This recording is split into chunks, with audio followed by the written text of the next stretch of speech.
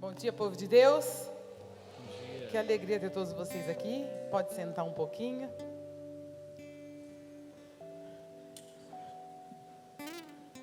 Depois de uma abertura linda e forte como essa, consagrando nosso dia a Nossa Senhora, eu quero começar fazendo uma pergunta, mas reforçando a pergunta que a Natália fez para vocês. É que agora vocês têm papel e caneta que nós deixamos junto com o livrinho do terço. E rapidamente, eu queria que todos vocês que tivessem papel e caneta na mão anotassem, parassem um minutinho numa reflexão e anotassem aí no papel o que te trouxe aqui. O que você veio fazer aqui hoje? Pare e pensa. Você veio aqui, você está aqui por algum motivo. Alguém te convidou? É algum problema na sua vida? Você veio aqui buscar alguma coisa? O que fez você abrir mão de um domingo com a sua família, de um domingo em casa, de descanso para estar aqui hoje? Escreve, porque quando a gente coloca para fora, a gente está se reconciliando com Deus, a gente está confessando, a gente está tirando aquilo do nosso coração. Então, vai escrevendo, vai parando, vai pensando, o que te trouxe aqui hoje? Alguma coisa fez você vir aqui hoje.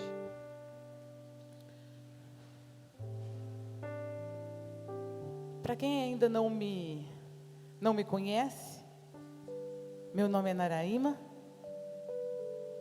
eu sou coordenadora do Grupo Marias, um grupo novo, um dos mais novos, junto com as missionárias da misericórdia aqui na comunidade. Nós somos responsáveis pela hora santa e pela adoração de toda quinta-feira que acontece aqui. Eu tenho um filho de 9 anos, o José Elias. Trabalho aqui em Jardinópolis, numa empresa do agronegócio. Estou à frente de alguns projetos de responsabilidade social que traz muito sentido para a minha vida. E há 2 anos atrás, quando nós decidimos formar um grupo de mulheres, nós começamos a rezar para ter o discernimento. Que grupo seria esse? E o nome do grupo é Mulheres em Oração. Que bonito isso, né? O que é Mulheres em Oração? Mulheres que oram, mas que também têm ação. Que é o que o Papa vem pedindo muito fortemente, né? Uma igreja em saída, uma igreja além das paredes físicas da igreja, que vai de encontro com o pobre e oprimido, mas não é aquele pobre financeiramente, não. Porque eu conheço pessoas tão ricas, que a única, tão pobres, que a única coisa que tem é dinheiro, não é verdade? E há 2 anos atrás, logo nos primeiros dias de oração, 2 profecias foram feitas para o nosso grupo. A primeira delas era que Jardinópolis voltaria e reviveria os grandes cenáculos que já teve aqui em Jardinópolis, com uma terra de avivamento. Eu era pequenininha, mas eu lembro que minha avó era da Renovação Carismática, vinha ônibus, Dom Rodolfo conduzia, não é verdade? E quando essa profecia foi falada no nosso grupo, nós nos assustamos logo de início. E a segunda profecia era de que o nosso grupo, eles eram de mulheres que deveriam conhecer e viver uma experiência com Jesus. Eram mulheres que verdadeiramente conheciam a Ele. E a imagem que a gente tinha era daquelas 3 Marias ao pé da cruz. Mulheres que foram com Ele. Os discípulos estavam com Ele na caminhada, mas na hora que Ele sumiu o Calvário, cada um pipocou com um canto. João estava lá, o discípulo amado, junto com aquelas mulheres. E Deus nos dava a visão também de Nicodemos e José de Arimateia, que eram homens que também estavam juntos e que conheciam verdadeiramente a Jesus, mas as mulheres que naquela época sustentavam fortemente a missão deles. E o tempo foi passando, nós adorando Jesus, e nós começamos a entender qual era o propósito do nosso grupo. Era não sermos cristãos mornos, que é o que mais tem na igreja hoje. Se a gente está aqui hoje, se nós somos cristão, católico, apostólico, romano, nós temos que entender uma única coisa. Nós acreditamos Deus Pai, Deus Filho, Deus Espírito Santo. Sabemos que existe o reino de Deus. Acreditamos no inferno. E o diabo está aqui para destruir a mim e a família de vocês. Destruir a mim, a cada um de vocês e a família de vocês. Essa é a missão dele. E qual que é a nossa missão? Entender isso. E entender que nós não vivemos sem guerra. Nossa vida é uma guerra diariamente. Não é verdade? A partir daí, nós começamos a entender que não poderíamos ser mornos e que queríamos chamar outras pessoas também para não ser mornos. Queríamos compartilhar experiências, queríamos compartilhar vivências, entendeu? Em busca de um bem comum, não é um bem individual. Porque Deus nos cura para que nós servimos ao outro, para que nós servimos o irmão.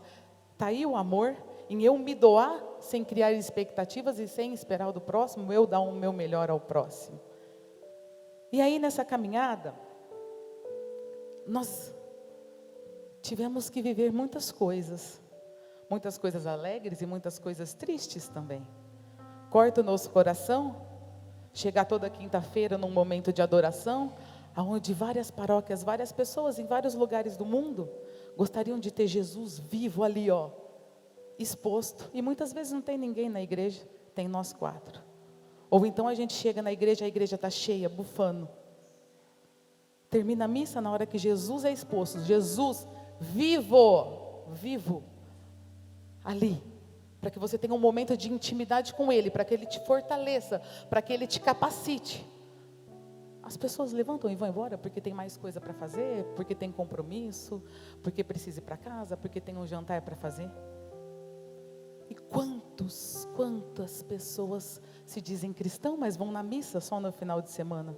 Eu nunca me esqueço de um evento que eu participei na Canção Nova, um congresso de mulheres, quase 20 mil mulheres. Na hora da comunhão, estava ali Jesus Eucarístico, Deus vivo. E naquela missa, Padre Roger, quem conhece Padre Roger Luiz da Canção Nova? Bem famoso, né? Padre Roger desceu e foi lá embaixo na assembleia, na hora da comunhão. Gente, que desespero que me deu. Eu sentei e fechei o olho para não pecar, porque eu vi uma irmã ministra com Jesus aqui. As mulheres passavam que nem boiada do lado dela, quase derrubava ela, e não percebiam que ela estava ali com Jesus. Na hora que eu olhei para o lado, teve uma irmã que ficou assim, ó, um tempão. E aí eu olhava lá na frente, tiveram que tirar o Padre Roger de lá. Os irmãos foram lá e tiraram, porque as mulheres não tinham respeito, que elas invadiam e empurravam, porque elas queriam comungar com o padre. Será que elas estavam atrás de Jesus? Será que elas queriam verdadeiramente receber Jesus? Será que elas sabiam o que elas estavam naquela fila? E isso depois de passar 2 dias de imersão, escutando a palavra de Deus. Tiveram que retirar o padre de lá, porque elas quase derrubaram ele, porque elas queriam comungar com ele. E quantas vezes nós passamos do lado de Jesus, e Ele está ali, para salvar, para nos acalentar, para nos falar assim, ó, vem, dá a mão aqui que eu te tiro do buraco. E a gente passa direto, sem perceber que Ele está ali. Quantas vezes isso já aconteceu com a gente? Nós chegamos até aqui, e olhar para vocês, é entender e viver a profecia que Deus está realizando hoje aqui em Jardinópolis. Naraíme, que profecia é essa?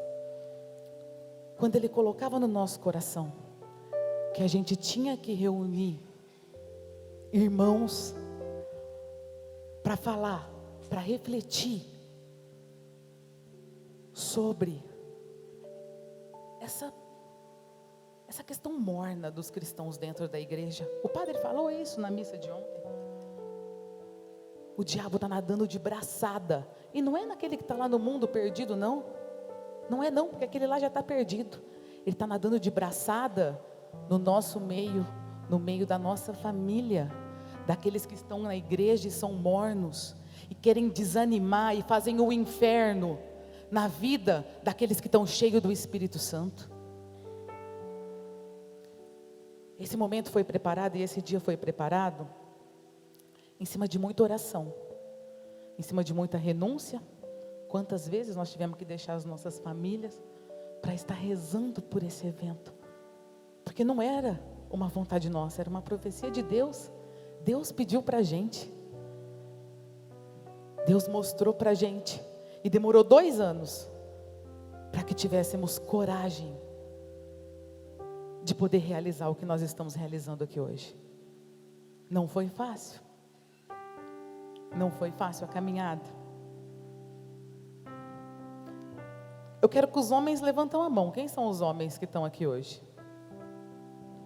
Eu gostaria de falar para vocês que Deus vai agir poderosamente na vida de vocês hoje. Enquanto nós rezávamos, esse evento foi preparado na nossa intenção humana para mulheres. Por quê? Porque na nossa visão humana, eram mulheres ao pé da cruz, que trabalhavam, que levavam a missão, que apresentavam Jesus para outras pessoas, para as outras mulheres. E 4 pessoas da intercessão e da cura, de Jardinópolis e de Ribeirão Preto, em momentos diferentes, rezando em dias diferentes. Eles tinham uma palavra de profecia e eles ligavam para a gente: irmã, nós estávamos rezando para o evento, e Deus colocava que esse evento precisa ser aberto para homens. E o outro irmão ligava e falava assim: irmã, nós estávamos rezando para esse evento, e Deus colocou para mim que esse evento precisa ser aberto para homens. Terão pouquíssimos homens. Homens, levantam a mão de novo, por favor. Terão pouquíssimos homens. Mas eu quero, porque eu vou levar esses homens para esse evento. E nós convidamos muitos homens, muitas mulheres e muitos casais. Existe a profecia de que vidas serão restauradas, casamentos serão restaurados, famílias serão libertas no dia de hoje. Tudo isso para hoje. Tudo isso Deus preparou para vocês. Tudo isso não foi a Naraíma, não foi a Natália, o Danilo, não foi Vivi, Renata, Veridiano. Nós estamos aqui cumprindo uma coisa que Deus pediu para a gente. E se vocês estão aqui, é porque Deus tocou no coração de vocês, porque Ele, através de uma palavra, quer falar de vocês. Gente, como que a gente edifica a nossa fé? Papa Francisco nos conta, Papa Francisco nos explica. Tem uma frase dele que ele fala: a fé, ela começa através da escuta, e é anunciada que ela cresce cada vez mais na sua vida. Vocês vieram aqui hoje escutar, porque em algum momento desse evento, alguma palavra vai tocar o seu coração vai queimar, você vai chorar, e nesse momento você vai entender que ou é uma libertação, ou é uma cura, mas tenha certeza que é o Espírito Santo de Deus agindo em você, porque nós convidamos muitas pessoas, muitas. Se todo mundo que viesse, quem nós convidamos, cumprindo a palavra de Deus e anunciando a palavra de Deus, não caberiam pessoas aqui dentro. E Deus mostrou para a gente, não será um evento grande, mas as pessoas que estão lá, são pessoas que estão com o coração aberto, e que eu quero capacitar, porque eu capacito os escolhidos. E aí começamos a rezar para o tema, confiança. Salmo 145. A confiança vocês têm que colocar em mim, é isso que Deus fala. Não é nos homens, não é nos fortes e nos poderosos. Ontem, Deus fala com a gente nos momentos mais inusitados, né? Você está lá rezando, ajoelhada, Deus fala comigo, Deus fala comigo, Deus fala comigo. Cri. Ele não fala. E aí, de repente, quando você não está esperando, ele começa a vir com uma enxurrada de informação. E ontem, na hora que eu estava tomando banho, Deus falava fortemente para mim, que pessoas aqui seriam curadas através da confiança. Pessoas que foram decepcionadas, porque confiaram demais em alguém. E Ele manda dizer para você, que está aqui hoje, decepcionada, com alguém que você confiou demais, e essa pessoa destruiu a sua vida. Ele manda dizer para você, que Ele também confiou em Adão e Eva, e eles não confiaram no Senhor. Então, você que está aqui, e trouxe essa decepção hoje, Deus fala, estamos juntos. Eu também tive a minha confiança quebrada. Eu também sofri, porque amei demais, e não fui retribuído. E Ele vai tocar o seu coração. E antes de falar de confiança com vocês, nós, para organizar esse evento, tivemos que viver a confiança.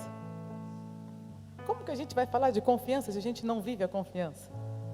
E aí nós tivemos que viver a confiança. Caraca, como foi difícil.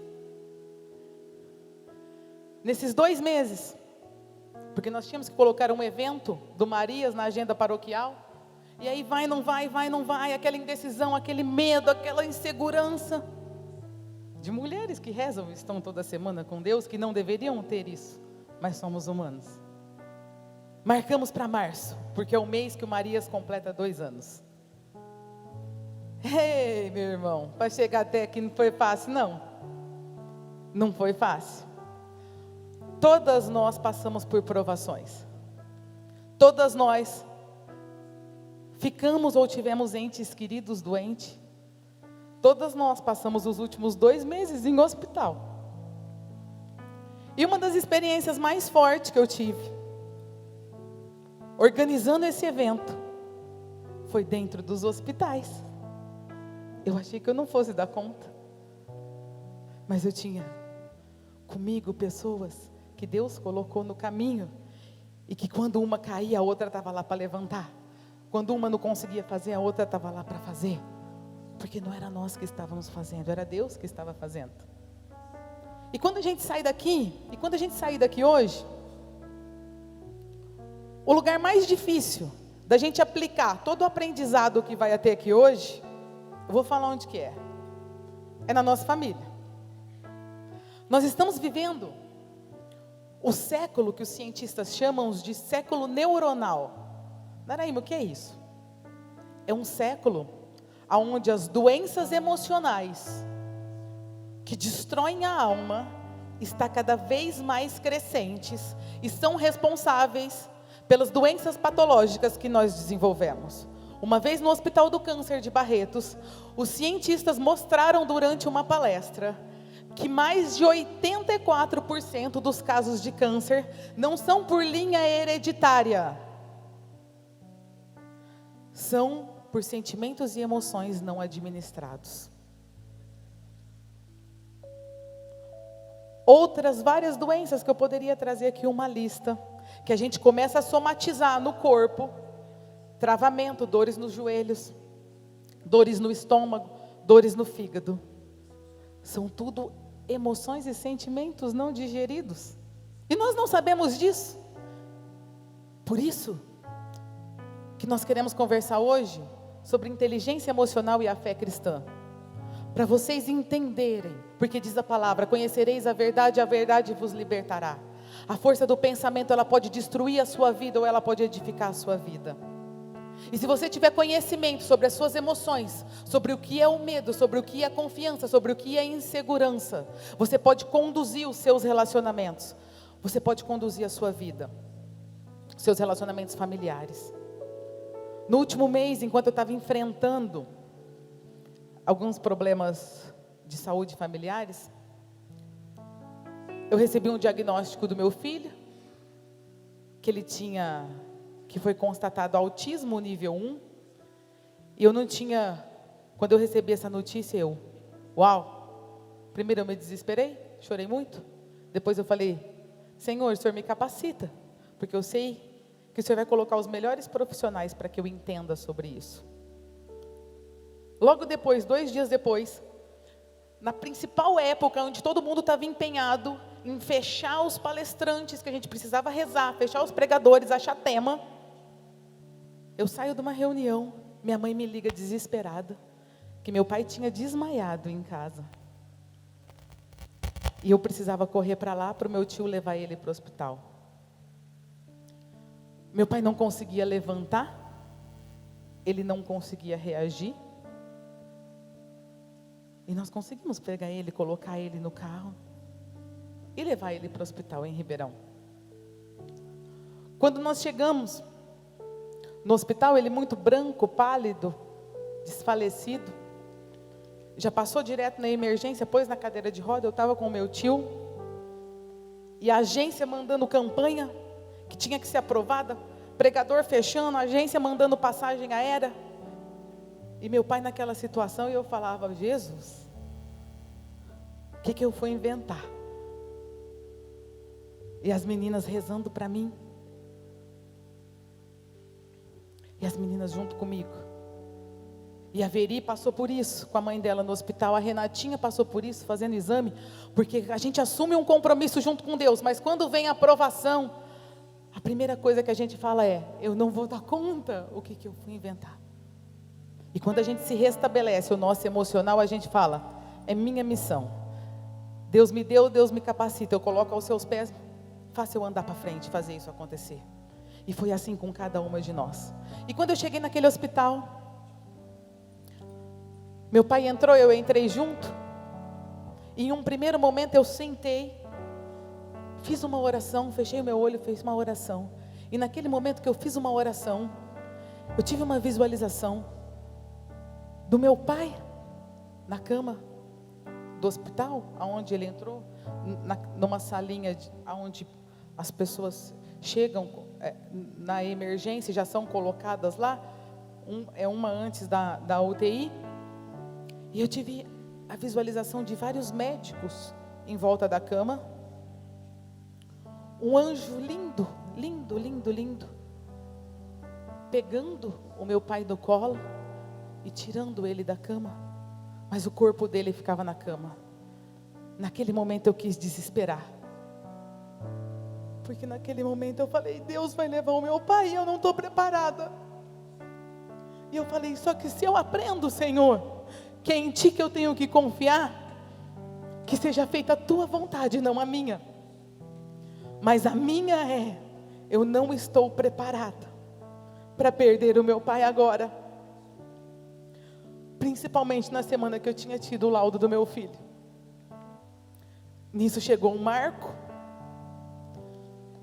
Nós sentamos e começamos a rezar o terço. E a agência mandando arte. Quem entrar no Instagram vai ver que tem uma foto com a minha mão rezando o terço, que eu fiz uma postagem lá sobre o mistério do dia. Eu estava no hospital, aquela foto é no hospital, o Marco Aurélio estava do meu lado. E nós começamos a rezar o terço. E rezar o terço nessa intenção. E enquanto eu rezava o terço nessa intenção, eu tive outra visualização. Da mesma cama, dos mesmos médicos. E do anjo colocando de volta o espírito, a alma do meu pai no corpo. E daí já teve um corte seco e eu via meu pai na praça olhando meu filho andar de bicicleta. Naquele momento eu tive confiança de que Deus estava falando comigo, de que tudo que acontecesse ali ia ser fichinha, porque eu tinha que aprender alguma coisa dentro daquele hospital, porque ele sairia dali. De repente veio a médica. Depois de um tempo, veio a médica, saiu lá de fora. Marco Aurélio do meu lado, meu tio. A médica olhou para mim e falou assim, eu estava procurando vocês. O seu Jamil está bem. Ele é engraçado, né? Ele chegou aqui com 20% de chance de vida. Ele teve uma parada cardíaca e o coração dele parou de bater. Nós tivemos que reanimá-lo. Nós passamos um marca-passo pelo pescoço, na principal veia que vem até o coração. Ele está bem. Ele voltou. Foi essa palavra que ela falou. Enquanto ela ia falando, eu ia revivendo todas aquelas visualizações que eu tive na sala de espera. E eu tinha certeza que aquilo ali seria temporário. E eu comecei a perguntar: Senhor, o que eu tenho que aprender aqui? O que eu tenho que aprender aqui? Ele foi para a UTI, e até fazer os exames e liberar a cirurgia, foram 4 dias de UTI. Quem conhece uma UTI? Quem já viveu alguns dias de UTI? É triste, é muito triste. A gente vê de tudo. E muitas vezes a gente vê que a gente não tem problema dentro de uma UTI. A gente entra num salão, várias pessoas sentadas, várias pessoas deitadas, e naquela UTI, eu posso falar para vocês que eu aprendi 2 lições, porque eu falava para o Senhor: eu preciso ter forças para encarar o diagnóstico do meu filho, e eu preciso ter forças para entender o que tu quer de mim aqui dentro, passando tudo isso e tendo que ajudar esse grupo a montar esse evento, que é um projeto teu. Então, se é tudo teu, tu capacita e me conversa comigo. E ali eu aprendi 2 lições. Ao ver aquelas pessoas, tinha um senhor que a família deixou ele e não ficou com ele. Ele ficava sozinho, e tinha filhos jovens, e tinha netos, e tinha esposa, e ele ficava sozinho o dia inteiro. Ia que nem passarinho, passava e saía. Tinha uma outra senhora que eu vi o choro e o desespero mais sincero dos familiares, que as pessoas chegavam e choravam demais ao lado dela, e ela devia estar ali, só com o corpo. Teve um deles que me chamou mais atenção. Na cama assim tem um nome, ele chamava Afonso. Nasceu em 1970, novo, estava muito inchado. Ele não se mexia, não sei o que ele tinha. Ele só estava ali, vivo pelos aparelhos. Mas a família tinha um carinho com ele. A esposa dele lia, sentava do lado, punha a mão nele, ficava lendo um livro. A esposa sentava do lado, rezava o terço. Quando não era a esposa, era um filho. Quando não era o filho, era a filha. E quando não era nenhum deles, era o irmão ou era a cunhada. O corpo dele estava ali, mas o carinho e o afeto daquela família era tão grande, que os momentos que eram liberados de visita na UTI, ele não estava sozinho. E a principal lição que eu tive, andando pela UTI, e Deus me mostrando tudo isso, teve um momento que eu comecei a andar pela UTI, cama por cama, foi virando e olhando o meu pai na cama, porque eu tinha certeza que ele ia sair dali. Deus já tinha me mostrado, não era a hora dele. Mas o que mantinha o coração dele ligado? O batimento tinha que estar na casa dos 98, 100. Estava no 20 e um marca-passo fazia os batimentos chegar entre 60 e 64. Era aquele marca-passo. E o fio que ligava até o coração. E naquele momento o Senhor falou comigo e me deu o direcionamento dessa conferência. E Ele falou para mim assim, ó: Naraíma, pessoas que estão lá estão vivendo a morte em vida. São meus filhos e minhas filhas amadas. Eu amo. Eu quero o bem, eu quero fazer a glória, eu quero fazer a misericórdia, eu quero fazer um milagre. Mas elas preferem a morte. E o que nos tira desse patamar? A oração. E aí eu olhando aquela cena, eu pude entender e fazer uma analogia com aquele marca-passo. Que aquele marca-passo era Deus. Aquele fio condutor que passava até o coração era a oração. E é no nosso coração que Jesus mora. E o que nós estamos colocando no nosso coração? Tristeza, alegria, lixo, sujeira, rancor. O que nós estamos colocando no único lugar que é onde a gente se conecta com Deus? Nós estamos deixando o mundo colocar coisas lá dentro. com isso, meu irmão, eu preciso que vocês entendam, só para terminar e dar sequência no que o André vem falar logo depois de mim. É que existem duas maneiras do milagre de Deus acontecer na sua vida. Primeiro é se abrindo ao perdão, para que Deus possa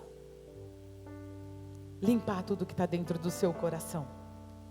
Isso vai acontecer, meu irmão, de duas maneiras. Ele vai agir e vai te curar de duas maneiras. Ou pela sua fé, porque você acredita que Ele é o Deus Todo-Poderoso e Onipotente, Rei da sua vida, que Ele tem uma promessa para você, de que você chegou aqui hoje destruído, destruída, e vai sair daqui de uma maneira completamente nova, pelo poder da unção dEle, do Espírito Santo de Deus, porque Ele fez isso. Meu irmão, minha irmã, tua fé te salvou. Vai, e não tornes a pecar. Não deixa o mundo te derrubar, não. Não deixa a podridão do mundo entrar no teu coração. Agora, se tu não conseguir ter fé, Ele vai agir pela compaixão. Aí depende dele. Olhar para você e falar assim, ó, não está entendendo nada que eu ensinei, mas eu tenho compaixão desse meu filho, dessa minha filha, e eu vou agir poderosamente na vida dele. E é isso que vai acontecer aqui hoje. E para isso acontecer, se você tem fé, se você não tem, se depender da compaixão, é dele. Mas se você tiver isso aqui, ó, de fresta aberta no seu coração, Ele vai agir poderosamente. Porque existe uma promessa para o dia de hoje. Existe. E essa promessa vai se cumprir. Vocês são fruto dessa promessa. Nosso dia foi programado. Agora vem o André, onde ele vai falar sobre o perdão. Depois nós temos mais uma partilha. Banheiros. Quem quiser levantar, pode levantar. Nós vamos fazer um breve intervalo rápido depois do André. Mas vamos ter um dia bem compacto. Quem tiver vontade de levantar sem atrapalhar o irmão, levanta pela saída, para a gente poder aproveitar, porque esses irmãos vieram tão de longe para compartilhar conhecimento. A gente depois tem o almoço. À tarde a gente tem o workshop de inteligência emocional e mais momentos fortes. Então aproveite cada minuto do que foi programado para vocês. Aproveite cada minuto do dia de hoje. Porque vidas serão transformadas, casamentos serão restaurados e famílias serão salvas. Porque vocês acreditaram no chamado de Deus e estão aqui hoje. Amém? Nossa, gente, muito fraco. Amém? Amém. Amém? Amém. Cadê o Andrezinho? Vamos dar uma levantadinha enquanto isso, até o André vir, para esticar o esqueleto? Vamos lá?